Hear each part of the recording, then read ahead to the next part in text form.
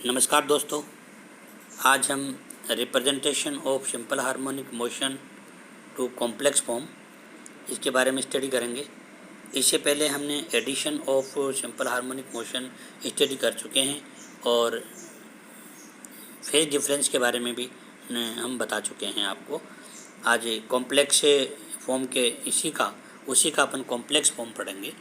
तो यहाँ अज्यूम कर लेते हैं, सपोज एक वेक्टर एक्स है और उसको अपन कॉम्प्लेक्स फॉर्म में इस तरीके से लिख सकते हैं, एक्स इज इक्वल टू यानी vector x is equal to X plus I Y. I क्या है? आई यहाँ पर आयोटा है और उसकी वैल्यू √-1 होती है। और एक्स एंड वाई ये रियल नंबर हैं, जो यहाँ पर इमेजिनरी पार्ट इस वेक्टर का, एक्स का इमेजिनरी पार्ट आपका वाई है और एक्स यहाँ पर रियल पार्ट है। इसको अपन यहाँ इस फिगर में देख सकते हैं, रिप्रेजेंट कर सकते हैं कि ओ यहाँ पे ओरिजिन है, ओ एक्स एक्स एक्सिस है and O y y axis है। आर यहाँ आपको मॉडुलस है और थीटा यहाँ पे ये एंगल है जो एक्स एक्सिस के और मॉडुलस के बीच में थीटा एंगल को शो कर रहा है। यहाँ इसको अपन इक्वेशन की फॉर्म में कैसे लिखते हैं ये देखिए आप। Vector x is equal to r cos theta plus i r sine theta, ये अपन इसको वेक्टर फॉर्म में लिख सकते हैं, ऊपर जो आपको रिप्रेजेंट किया है उसको। और एक्सपेंशन की टर्म में अपन ऐसे लिख सकते हैं, x is equal to r E to the power i theta. Theta आपके पास में ये डिस्प्लेसमेंट को शो कर रखा है एंड आर यहाँ मॉडुलस ऑलरेडी मैं जो आपको बता ही चुका हूँ। और अब इसको साइन कोस और टेन की रेशो की टर्म में अपन ऐसे लिख सकते हैं, फिगर को आप देख करके यहाँ से लिख सकते हैं कि साइन का जो रेशो होता है वो आपको परपेंडिकुलर अपॉन हाइपोटेनस होता है। तो परपेंडिकुलर शो कर रहा है ओ वाई इसके सामने, थीटा के सामने है, उसको अपन लिख सकते हैं वाई अपॉन आर का रेशो हो गया। इसी तरीके से ये साइन थीटा हो गया और कोस थीटा को अपन करेंगे O X upon O R यानी आर यहाँ पर रिप्रेजेंट करता है मॉडुलस को।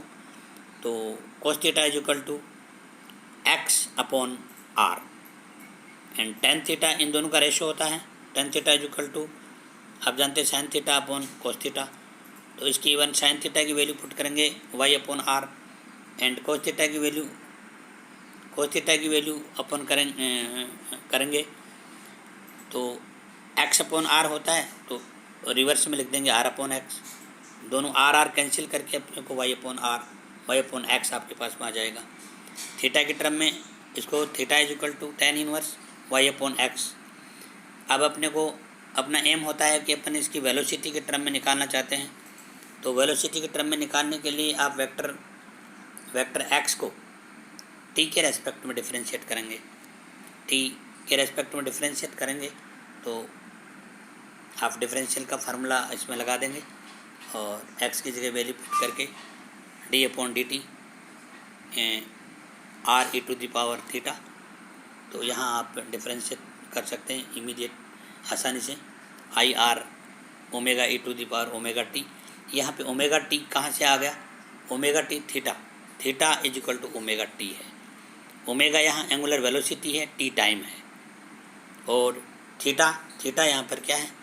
थीटा डिस्प्लेसमेंट है जस्ट नाउ। तो ओमेगा टी डिस्प्लेसमेंट को शो करता है। अब आपके पास में x dot is equal to I omega r E to the power omega t आपके पास में वेलोसिटी आ गई और यहाँ r E to the power omega T की जगह अपन एक्स वेक्टर पुट कर सकते हैं और x dot is equal to I omega x put कर सकते हैं। अब अगेन इसको डिफ्रेंशिएट करेंगे टी के रेस्पेक्ट में, तो आपके पास में एक्सीलरेशन आ जाएगी, क्योंकि velocity differentiate with respect to t. तो एक्सीलरेशन आपके पास में x dot is equal to x double dot is equal to d x dot upon d t, इस तरीके से पुट करके डिफ्रेंशिएशन का फार्मूला लगा दिया और ये आपके पास में डिफ्रेंशिएट होकर के एक्सीलरेशन आ गई। एक्सीलरेशन निकालने के बाद में आपको ये आया आई टा स्क्वायर, यानी I square omega square R E to the power I omega T.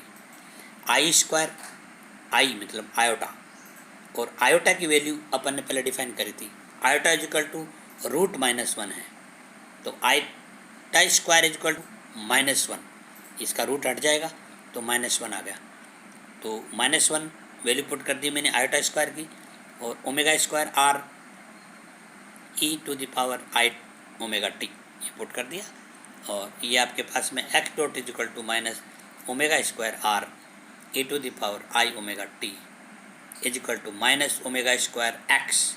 What is x?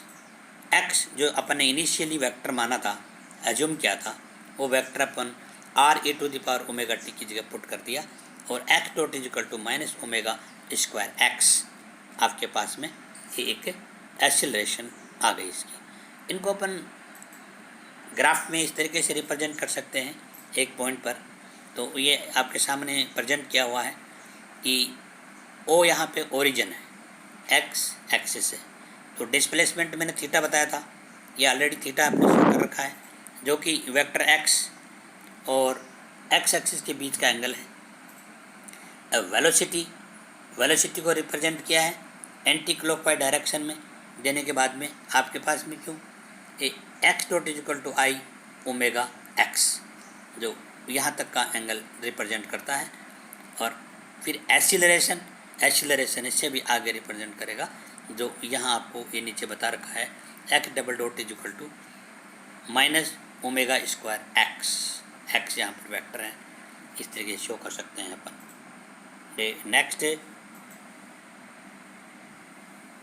Next अपन ये शो करेंगे, ये आपके पास में vector representation of harmonic vibration को ये सिंपल उसी मतलब अपने एक्स कोऑर्डिनेट और वाई कोऑर्डिनेट के टर्म में रिप्रेजेंट करना किया है। जब ये T equal to zero period हो, उस केस में अपन को यहाँ रिप्रेजेंट किया है, जो आप ये ग्राफ में देख सकते हो इजीली इसमें देख सकते हो प्रेजेंटेशन में कि ओमेगा क्या है, और ये horizontally projection of a vector can be written as the R cos omega T, and vertically projection of the vector can be represent r sin omega T, and horizontally and vertically इन दोनों को present कर सकते हैं अपन easily, and represent a harmonic vibration.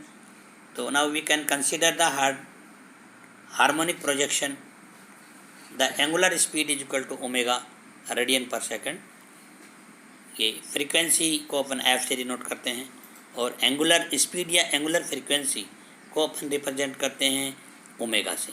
Omega means radian per second होता है, और frequency F revolution per second होता है। It can be seen that omega is equal to, already we know that omega is equal to 2π f होता है, 2π f होता है, that can be represent here for harmonic motion vibration के लिए। ये आपको सेम ऊपर वाले टर्म को अपन ने एक दूसरे टर्म में भी रिप्रेजेंट कर सकते हैं, और ये जो अपन ने अभी फार्मूला डराइव किया था पिछले वाले जो टॉपिक में, उसको अपन इस तरीके से एक्स के टर्म में, वेलोसिटी के टर्म में, एक्सीलरेशन के टर्म में ऐसे लिख सकते हैं, जिसमें साइन और कोसाइन की टर्म साथ में लेते हुए रिप्रेजेंट कर सकते हैं, तो दैट कैन बी इजी। तो नाउ